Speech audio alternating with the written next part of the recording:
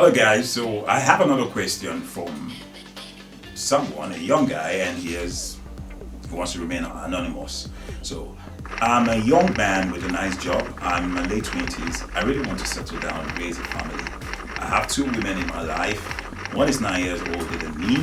She's a single mom and owns a human resource firm. On the other hand, I have another lady who is younger, more attractive, but she's egocentric. I need to marry a submissive and loyal lady to settle down. And this younger lady doesn't fit into this. Okay. The other lady is proud and acts like the man, probably because she earns higher. And the age factor also. So I'm in a state of dilemma. What do I do? The young man says. So looking at this, I think this young man is confused actually.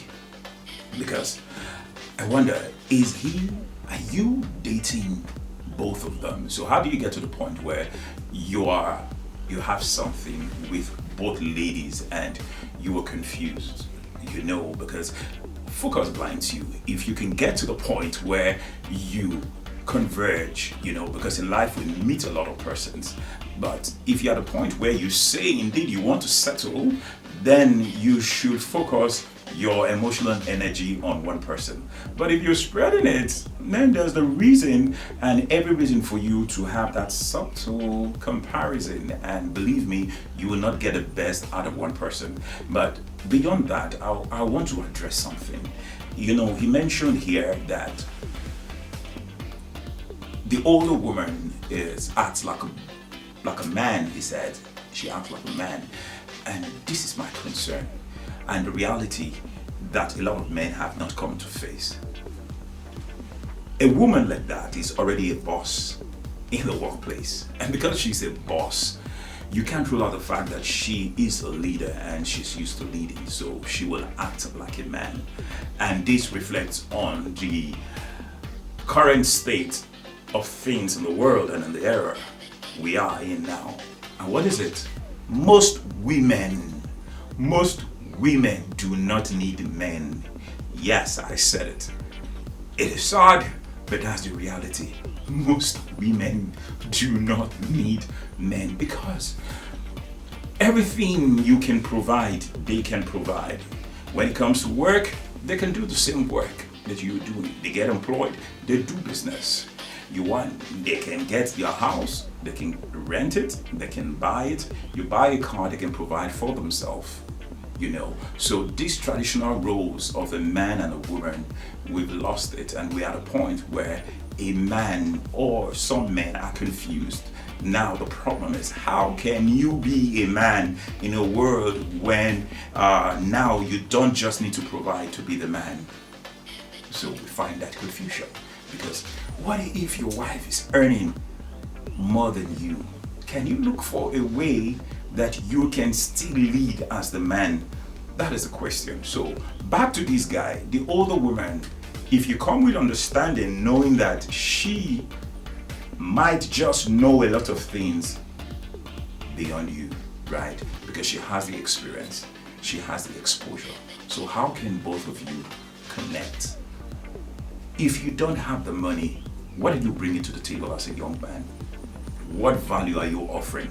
That is where we have some ladies that say, guys complain about the ladies and say, whoa, her standards are too high, right? You don't blame anybody from having a standard.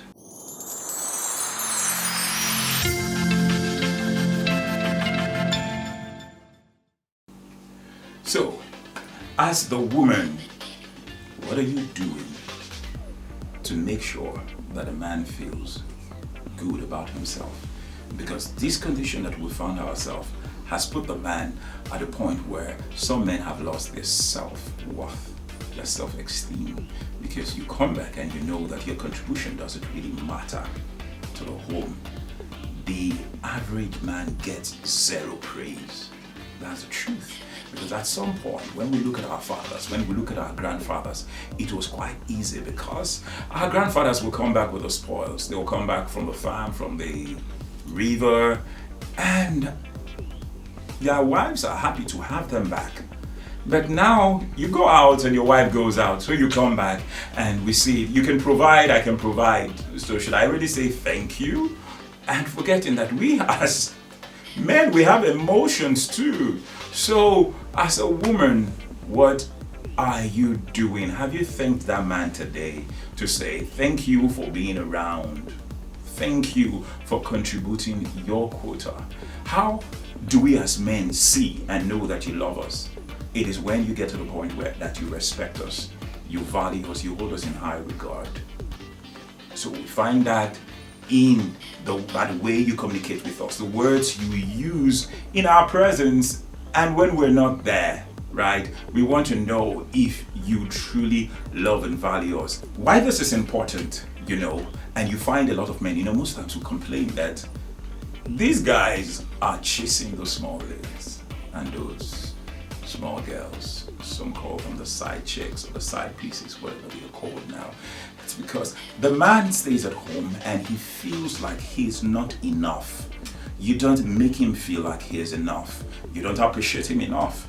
Then he goes out there and one small girl, just because of one small recharge card, the way she thanks him, man, he's wondering, if you're thanking me for this recharge card, what then happens if I buy her a phone? Oh God, she's going to worship me. Okay, that is one part. Back to you, the man. See, you cannot provide enough. There's nothing wrong if you step up intellectually. So if I cannot give you money as a woman, do I have the knowledge to transfer?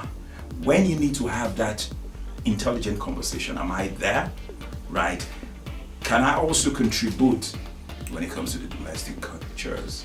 It is important. That I cannot buy the car doesn't mean I can't drive you. That I cannot provide everything doesn't mean I will not be an emotional support for you.